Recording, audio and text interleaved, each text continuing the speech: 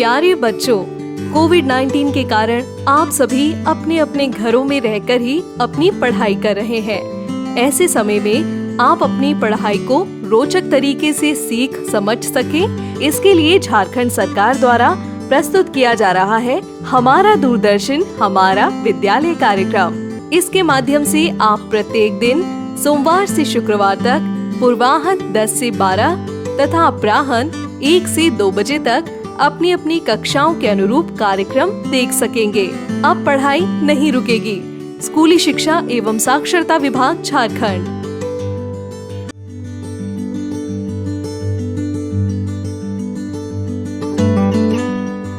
जोहार, JCERT की digital शाला में आपका स्वागत है। आज के सत्र में हम कक्षा 12वीं के वाणिज्य के अंतर्गत लेखा शास्त्र विषय के पाठ साझेदारी फर्म का लेखांकन मूल आधार के बारे में जानेंगे। गुड आफ्टरनून, मैं मुकेश कुमार। इस एपिसोड में आज का टॉपिक लेकर आया हूँ calculation and treatment of interest on capital. पिछले एपिसोड में आपने अकाउंटिंग फॉर पार्टनरशिप फंडामेंटल्स के विभिन्न टॉपिक को पढ़ते हुए आपने profit and loss appropriation account कैसे बनाया जाता है उसको सीखा। आज के क्लास में मैं आपको calculation and treatment of interest on capital बताऊंगा, अर्थात पूंजी पर ब्याज की गणना करना और उसका पार्टनरशिप डीड में क्या प्रावधान होता है, उसके तहत उसका ट्रीटमेंट कैसे किया जाता है उसके बारे में बताएंगे। तो जैसा कि आप देख रहे हो, मेरा पहला टॉपिक है calculation of interest and treatment of interest on capital. इसमें मैं आपको सबसे पहले बता दूं कि पूंजी पर ब्याज अगर आप सही नहीं निकालते हो तो आपका इस चैप्टर का किसी भी प्रश्न के सही आंसर नहीं आ पाते हैं। इसलिए सबसे पहले आप इसके तहत जानो कि इंटरेस्ट ऑन कैपिटल निकालने के लिए आपको कौन सी पूंजी की आवश्यकता होगी। तो मैं आपको बताऊं, इंटरेस्ट ऑन कैपिटल हमेशा ओपनिंग कैपिटल यानी कि प्रारंभिक पूंजी पर निकाला जाएगा। यदि प्रारंभिक पूंजी नहीं दी गई हो तो पहले आप प्रारंभिक पूंजी निकालोगे।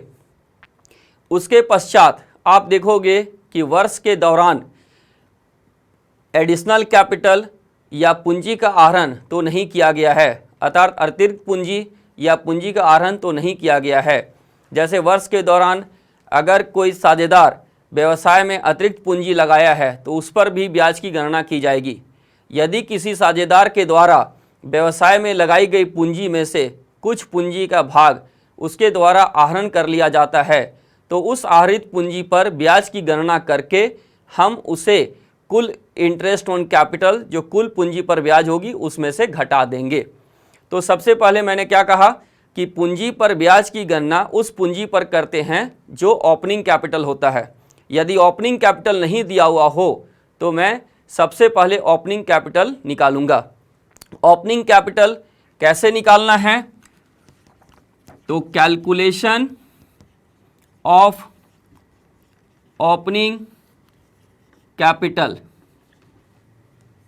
सपोज कि 2 साझेदार हैं ए बी। सबसे पहले मैं लिखूंगा क्लोजिंग कैपिटल या कैपिटल एट द एंड। उसमें मैं ड्राइंग को प्लस कर दूंगा, ड्राइंग।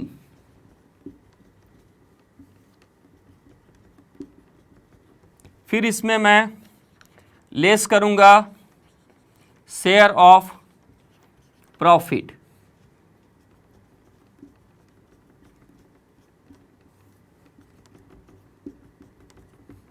ये आपका ओपनिंग कैपिटल आ गया। मैं आपको बताना चाहूँगा कि जैसा कि आप बोर्ड पर देख रहे हो कि अगर क्लोजिंग कैपिटल दिया हुआ हो तो पहले ओपनिंग कैपिटल निकालेंगे। और ओपनिंग कैपिटल कैसे निकालते हैं?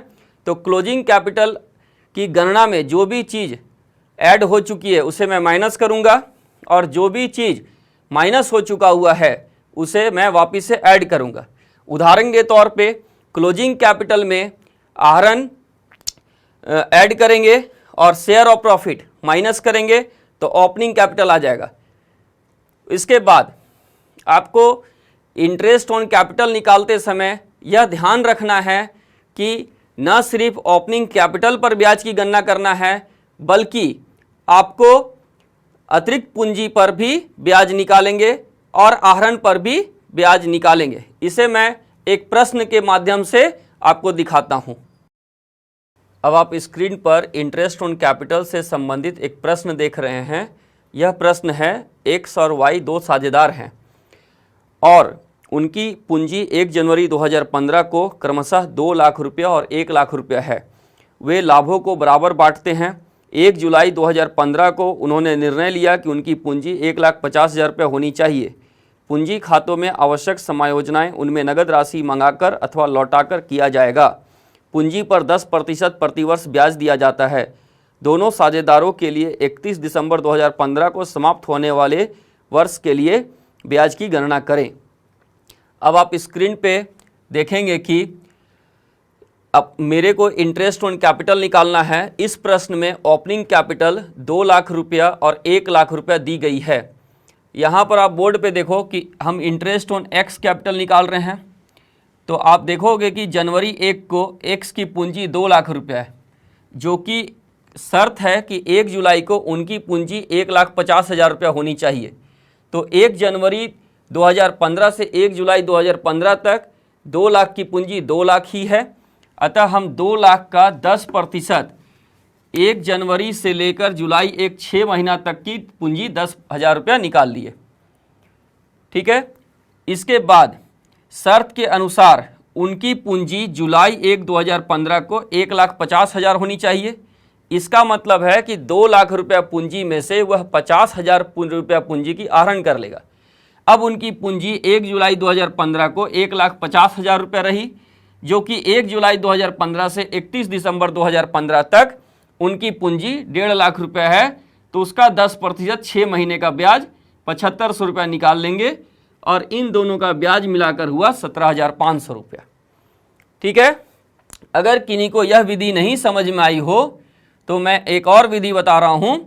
जैसे एक्स की ओपनिंग कैपिटल थी 2 लाख रुपया, आप 2 लाख का 10% पूरे वर्ष का भर का निकाल लो 20,000 रुपया। अब आप देखो जुलाई शर्त के अनुसार जुलाई 1 को उनकी पूंजी 1,50,000 होनी चाहिए। तो यह तभी हो सकता है जब वह 2 लाख में से 50,000 रुपया का आहरण कर लेगा। तो जो आहरित पूंजी होगी उसका हम 31 दिसंबर तक का ब्याज की गणना करके उसको कुल ब्याज में से घटा देंगे। जैसे 50,000 रुपया आहरण कर रहा है 10% की दर से, 6 महीने का ब्याज निकालकर इसमें से हम लोग इसको माइनस कर दिए, तो ये 17,500 आया। तो आप इस विधि से बनाओ या इस विधि से बनाओ, दोनों में आंसर सेम ही आएगा। अब उसी तरह से इंटरेस्ट ऑन वाई कैपिटल, तो वाई की ओपनिंग पूंजी ओपनिंग कैपिटल 1 लाख रुपया है। पूरे साल का हम 10% 10,000 निकाल लिए। शर्त के अनुसार 1 जुलाई को उनकी पूंजी 1,50,000 रुपया होनी चाहिए। तो इसका मतलब है कि जुलाई 1 को वह 50,000 रुपया अतिरिक्त पूंजी लगाएगा। तो जुलाई 1 को अतिरिक्त पूंजी पर फिर हम दिसंबर तक का 6 महीने का ब्याज निकाल कर इसको जोड़ देंगे और ये 12,500 रुपया हो जाएगा। इस तरह से इस प्रश्न के द्वारा आप इस तरह के जो भी प्रश्न आते हैं उन्हें आप सॉल्व करने में सक्षम हो जाओगे। मैं आपको पढ़ा रहा हूँ treatment for interest on capital. अभी आपने सीखा था calculation of interest on capital, calculation of interest on capital. अब मैं आपको बता रहा हूँ treatment for interest on capital, अर्थात पूंजी पर ब्याज का प्रावधान। तो इसमें अलग अलग 3 केसेस होते हैं।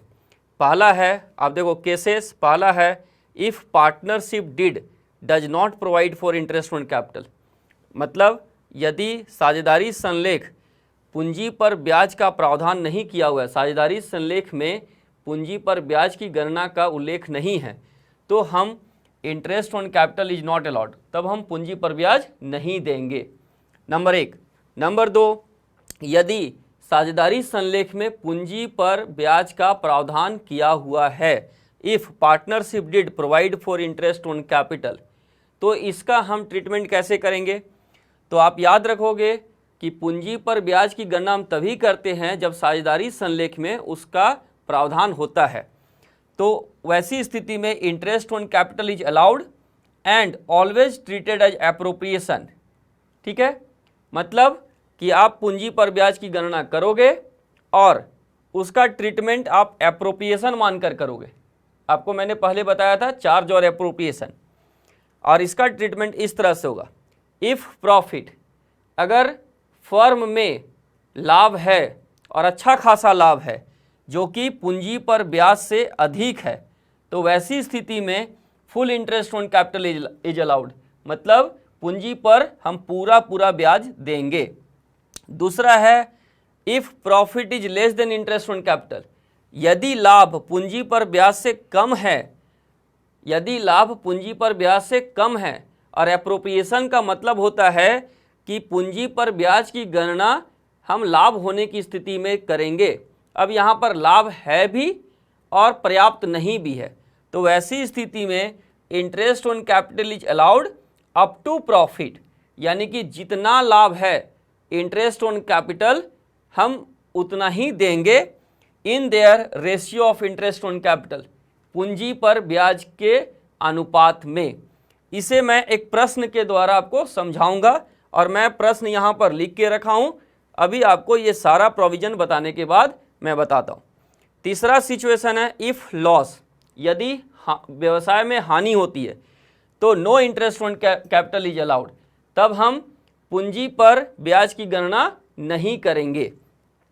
उसके बाद तीसरा प्रोविजन है if partnership deed provide for interest on capital as a charge, यदि साझेदारी संलेख में पूंजी पर ब्याज की गणना को एक प्रभार के रूप में यानी कि खर्च के रूप में दिखाया जाना है।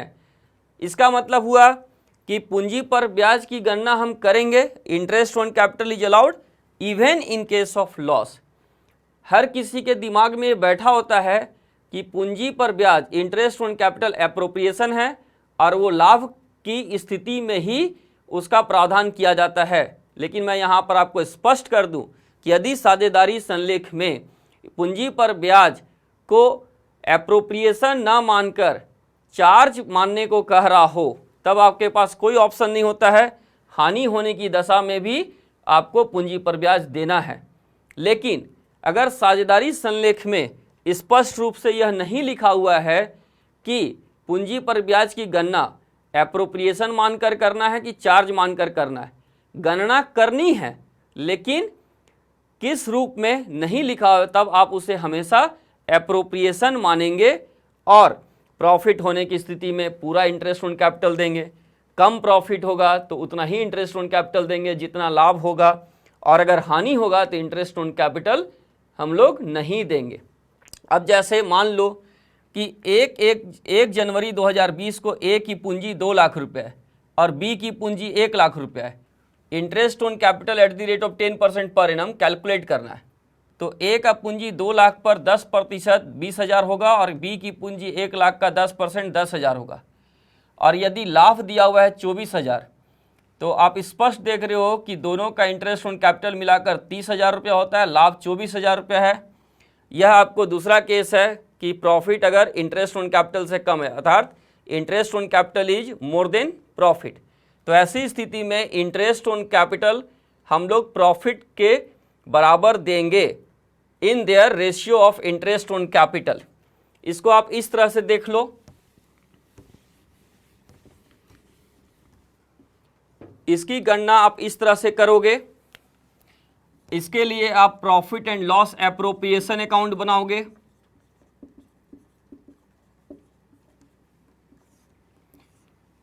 आप इसको इधर credit side by net profit लिखना है जो कि 24,000 रुपया दिया हुआ है। इधर हम इंटरेस्ट ऑन कैपिटल ए और बी का लिखेंगे। अब हम ये इंटरेस्ट ऑन कैपिटल ये 20,000 और 10,000 नहीं लिखेंगे क्योंकि यह 30,000 रुपया लाभ से अधिक हो रहा है। तो ऐसी स्थिति में हम इंटरेस्ट ऑन कैपिटल अलाउड करेंगे अप टू प्रॉफिट, यानी कि प्रॉफिट 24,000 है तो 24,000 को ही ए और बी में बांटेंगे। लेकिन इसे ओल्ड प्रॉफिट शेयरिंग रेशियो में नहीं बांटना है, इसको बांटना है इन दोनों के अनुपात में। 20 और 10 का अनुपात 2:1 होगा, तो 24,000 को हम 2:1 में बांटेंगे। बांटने का भी तरीका है कि जैसे 24,000 को बांटना है तो 2:1 में, तो पहले इन दोनों को जोड़ लो, तो 3 होता है, तो आप इसको 3 से भागा दे दो, 8,000। अब 2 और 1 में बांटना है, तो इसको 2 से गुना कर दो और 1 से गुना कर दो। 8,000 गुना 2 16,000 रुपया, और 8,000 गुना 1 8,000 रुपया। इस तरह से आप treatment of interest on capital अच्छी तरह से ना सिर्फ समझ गए होंगे बल्कि आप सीख भी गए होंगे। अब मैं आप लोगों को बताने जा रहा हूँ methods of partners capital account. मैंने आपको जैसे कि पहले बताया था कि 11th में हम लोग पढ़ते हैं प्रॉफिट एंड लॉस अकाउंट के बाद बैलेंस शीट, लेकिन 12th क्लास में प्रॉफिट एंड लॉस और बैलेंस शीट के बीच में 2 अकाउंट बनाना सीखते हैं, जिसमें से मैंने आपको profit and loss appropriation account में क्या क्या आता है, उसका क्या फॉर्मेट होता है बता दिया था। अब मैं बताने जा रहा हूँ methods of partners capital account. इस मेथड्स में इसमें 2 मेथड होता है, fixed capital method and fluctuating capital method. Fixed capital method को हिंदी में कहते हैं अस्थाई पूंजी विधि, और फ्लक्चुएटिंग को बोलते हैं अस्थाई या परिवर्तनशील पूंजी विधि। तो मैं सबसे पहले आपको इन दोनों के बारे में थोड़ा बता दूं। फिक्स्ड कैपिटल मेथड और फ्लक्चुएटिंग कैपिटल मेथड में बेसिक डिफरेंस है। फिक्स्ड कैपिटल मेथड में पूंजी यानी कि कैपिटल फिक्स्ड रहता है, वह साल दर साल बदलते नहीं रहता है। इसका मतलब हुआ कि ऐसा भी नहीं है कि कैपिटल कभी नहीं बदलता है। इसमें सिर्फ और सिर्फ 2 ऐसा सिचुएशन होता है जिसमें पूंजी बदल सकता है। यदि कोई साझेदार अतिरिक्त पूंजी लेकर आए या किसी साझेदार के द्वारा पूंजी का कुछ हिस्सा निकाला जाए तभी बदलेगा। अदरवाइज अस्थाई पूंजी विधि में जो पूंजी शुरू में रहेगी वही पूंजी आखिर तक रहेगी। यानी कि आपको बताना है स्थायी पूंजी विधि का मतलब होता है कि पूंजी साल दर साल अस्थाई रहती है, बदलते नहीं रहती है, सिवाय 2 सिचुएशन को छोड़कर, यदि कोई साझेदार अतिरिक्त पूंजी लेकर आता हो या पूंजी का कुछ हिस्सा निकालता हो। और दूसरा होता है फ्लक्चुएटिंग कैपिटल मेथड, यानी कि अस्थाई पूंजी विधि। इस जैसा कि इसका नाम है कि फ्लक्चुएटिंग, यानी कि पूंजी फ्लक्चुएट करता है। जो साल के शुरू में हम पूंजी लगाते हैं, साल के अंत होते होते वह पूंजी में हम बदलाव की स्थिति को देखते हैं, यानी कि पूंजी साल दर साल बदलते रहता है। यानी कि इसके अंतर्गत आप जो पूंजी साल के शुरू में है उस साल के दौरान में अगर साझेदारों ने लाभ कमाया, पूंजी पर आहरण हुआ या पूंजी पर ब्याज दिया गया या किसी साझेदारों को कोई पारिश्रमिक दिया गया, तो वह सभी हम फ्लक्चुएटिंग कैपिटल मेथड के अंतर्गत ही लिखेंगे। अब हम लोग 1 बाय 1 इसको पढ़ते हैं। पहला है फिक्स्ड कैपिटल मेथड, अस्थाई पूंजी विधि। ये जैसा कि आप देख रहे हो बोर्ड में मैंने लिखा है under this method capital remain fixed not Altered, यानी कि कैपिटल फिक्स्ड रहता है, बदलते नहीं रहता है year after year, except capital introduced and capital withdrawn. इस विधि के अंतर्गत हम लोग 2 अकाउंट बनाते हैं, पहला पार्टनर्स कैपिटल अकाउंट और दूसरा पार्टनर्स करेंट अकाउंट। जैसा कि मैंने बताया कि अस्थाई पूंजी विधि में पूंजी फिक्स रहता है और जो भी बदलाव होती है उसे हम पार्टनर्स कैपिटल अकाउंट में नहीं लिखकर एक नया अकाउंट ओपन करते हैं जिसका हम नाम देते हैं पार्टनर्स करेंट अकाउंट। और जो भी बदलाव, जैसे कि अगर किसी साझेदार को कोई पारिश्रमिक मिल रहा है, पूंजी पर ब्याज प्राप्त हो रहा है, आहरण कर रहा हो, पूंजी पर ब्याज के अलावे आहरण पर भी ब्याज हो, तो वो सभी हम पार्टनर्स कैपिटल में नहीं लिखकर पार्टनर्स करेंट अकाउंट में लिखेंगे। अब आप स्क्रीन पर देख रहे होंगे कि इस विधि में चूंकि हमने बताया कि 2 अकाउंट बनाते हैं, पार्टनर्स कैपिटल अकाउंट और partners current account. Partners capital account में हम लोग सबसे पहले लिखते हैं बाई बैलेंस बीडी। यहाँ पर मैं आपको बता दूँ कि आपने 11th में पढ़ा होगा कि कैपिटल जो है वो फर्म के लिए लायबिलिटी होता है और बैलेंस शीट का लायबिलिटी साइड जो भी आइटम होता है उसका क्रेडिट बैलेंस होता है और एसेट साइड जो भी होता है उसका डेबिट बैलेंस होता है। तो चूंकि कैपिटल लायबिलिटी होने के नाते इसका क्रेडिट बैलेंस होगा। इसका मतलब अगर कैपिटल में किसी भी तरह का इंक्रीज बढ़ोतरी होती है तो आपको क्रेडिट साइड लिखना है और कैपिटल में किसी भी तरह का कमी होती है तो आपको डेबिट साइड लिखना है। ऐसा इसलिए कि इसका ये लायबिलिटी होता है, क्रेडिट बैलेंस होता है। तो पहले आप इसका ओपनिंग बैलेंस को लिखोगे बाई बैलेंस BD। सपोज कि देयर आर टू पार्टनर ए और बी, तो ए का जो ओपनिंग कैपिटल होगा और बी का जो ओपनिंग कैपिटल होगा उसे हम बाई बैलेंस BD में लिखेंगे। फिर हम लोग लिखेंगे बाई कैश। बाई कैश का मतलब हुआ कि यदि कोई साझेदार फर्म में अतिरिक्त पूंजी लगाता है तो उसे हम बाई कैश के अंतर्गत ए और बी में लिखेंगे। आप देख रहे हो कि हमने ए और बी दोनों में क्रॉस क्रॉस का चिन्ह लगाया है। मैं मान के चल रहा हूं कि दोनों लाया, अगर कोई एक लेकर के आएगा तो एक में लिखेंगे। उसी तरह से यदि कोई साझेदार पूंजी में से आहरण करता है तो इधर हम टू कैश कैपिटल विड्रॉन लिखेंगे, ठीक है। और फिर जो बैलेंसिंग होगा वो टू बैलेंस CD लिख देंगे। तो यहाँ पर मैं स्पष्ट कर दूं कि यदि पार्टनर्स कैपिटल अकाउंट बनाते समय अतिरिक्त पूंजी या पूंजी पर आहरण नहीं दिया गया होगा तो आपको बाई बैलेंस BD लिखकर सीधा टू बैलेंस CD लिखना है, यहीं पर ये खत्म। क्योंकि अस्थायी पूंजी विधि के अंतर्गत जो पूंजी साल के शुरू में होती है वही पूंजी साल के अंत में भी हो सकती है। अब हम लोग इस विधि में दूसरा अकाउंट बनाएंगे, पार्टनर्स करेंट अकाउंट।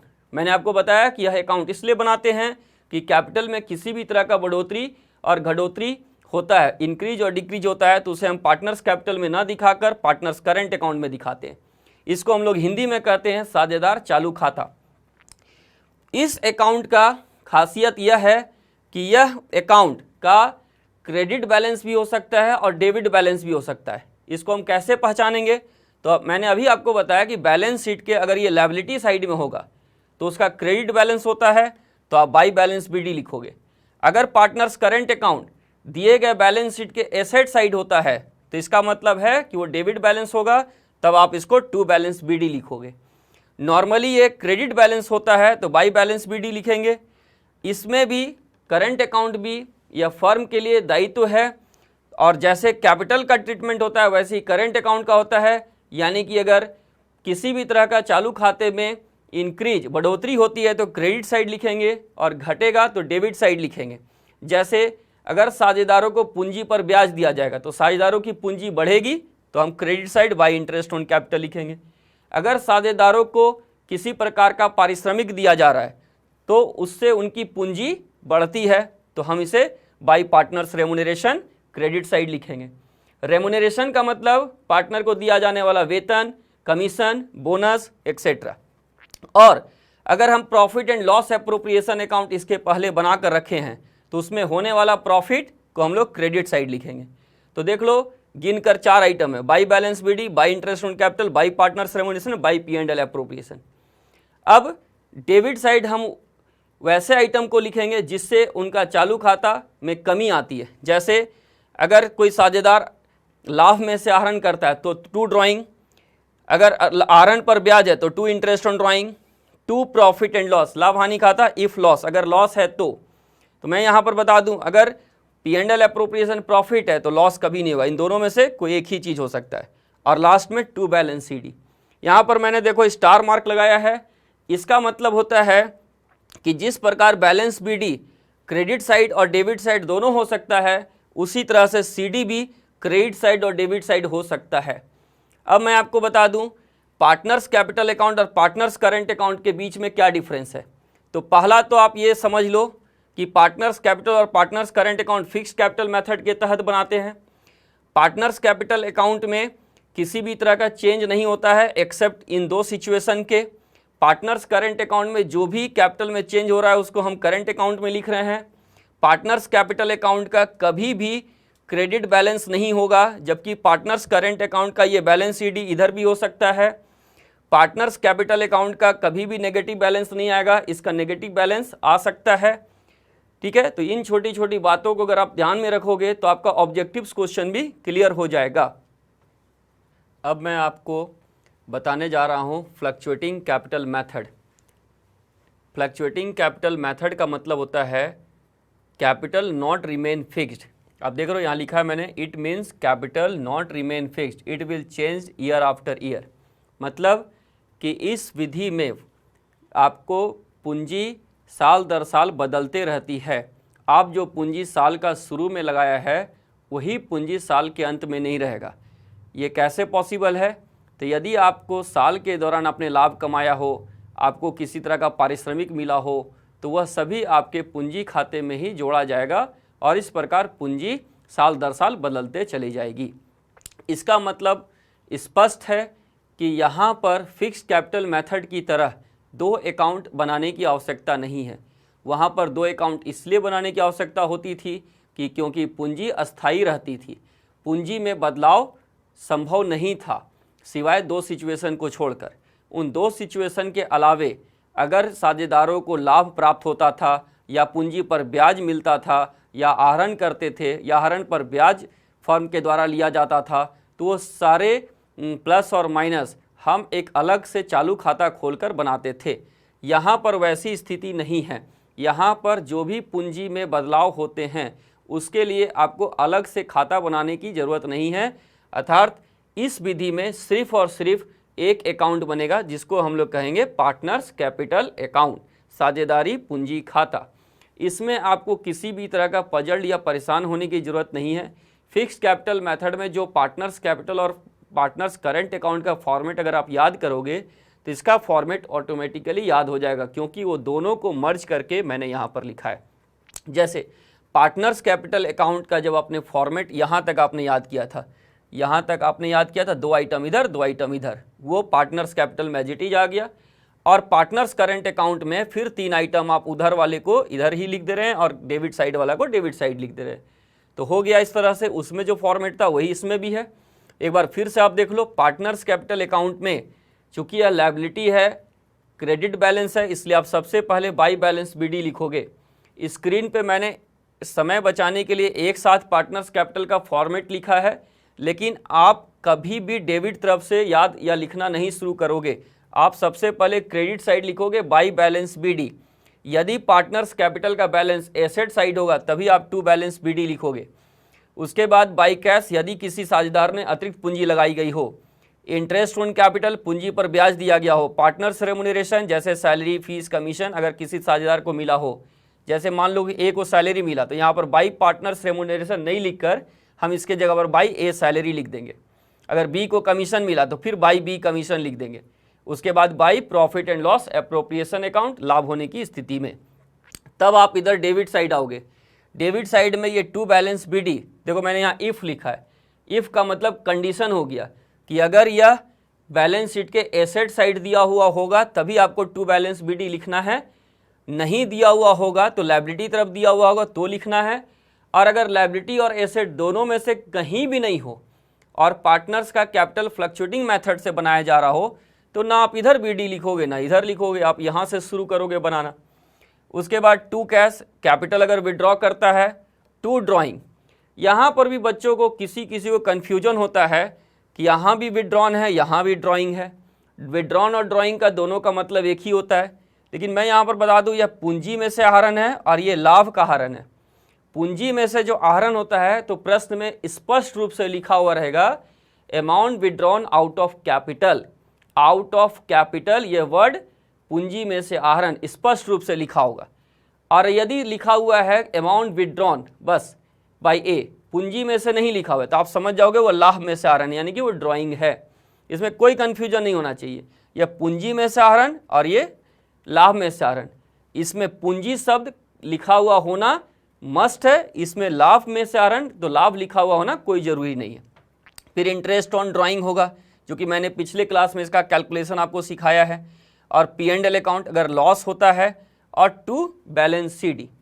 अब ये फॉर्मेट अगर आप लाइन से याद रखते हो तो क्वेश्चन बनाते समय आप मन ही मन ये बोलते जाओगे और उसमें आइटम आप लिखते जाओगे। अब मैं आपको बता देता हूँ कि फिक्स्ड कैपिटल मेथड और फ्लक्चुएटिंग कैपिटल मेथड में क्या अंतर है।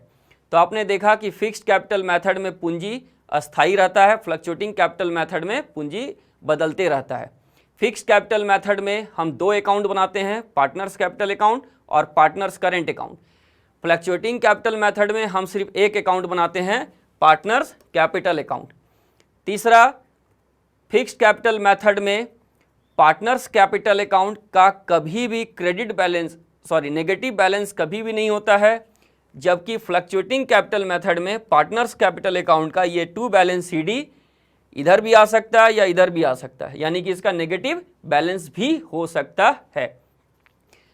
तो आपने देखा कि मुख्य रूप से मोटा मोटी ये 3 अंतर अगर आपको याद रहता, अंतर तो और भी होते हैं, लेकिन अगर ये 3 अंतर आपको याद रहता है तो एग्जाम में ये 3 मार्क्स से ज़्यादा लिखने के लिए नहीं आएगा। आप 3 अंतर लिख दिए, 3 में से 3 मार्क्स आपको मिल जाएंगे।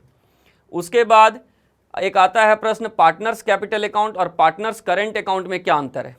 तो पार्टनर्स कैपिटल अकाउंट हम लोग फिक्स कैपिटल मेथड और फ्लक्चुएटिंग कैपिटल मेथड दोनों में बनाते हैं। पार्टनर्स करेंट अकाउंट सिर्फ हम लोग फिक्स कैपिटल मेथड में बनाते हैं। फ्लक्चुएटिंग कैपिटल मेथड में पार्टनर्स करेंट अकाउंट बनाने की आवश्यकता नहीं होती है। पार्टनर्स कैपिटल अकाउंट में हम पूंजी जिस कारण से भी बढ़ता है क्रेडिट साइड लिखते हैं, घटता है डेबिट साइड लिखते हैं, जबकि पार्टनर्स करेंट अकाउंट में पूंजी के अलावा जो भी लाभ, पूंजी पे आहरण इत्यादि होते हैं उसको हम लोग लिखते हैं। तो अब आप देखो किस तरह से fix capital method, fluctuating capital method का आपने अर्थ पढ़ा, उसका डिफरेंस पढ़ा, उसके अंतर्गत आने वाले अकाउंट्स को पढ़ा, उसका फॉर्मेट जाना, उसमें आने वाले आइटम्स को। अगले क्लास में हम इस पर आधारित आपको प्रश्न करवाएंगे और उसका आपको सॉल्यूशन देंगे। P&L ऐप अगले क्लास के लिए प्रॉफिट एंड लॉस एप्रोप्रिएशन और पार्टनर्स कैपिटल अकाउंट को साथ में कराया जाएगा। धन्यवाद। इस प्रसारण से संबंधित सुझाव, अपने प्रश्न इत्यादि आप हमें jcertrg@gmail.com तथा टोल फ्री नंबर 1800 5728 585 पर संपर्क कर सकते हैं।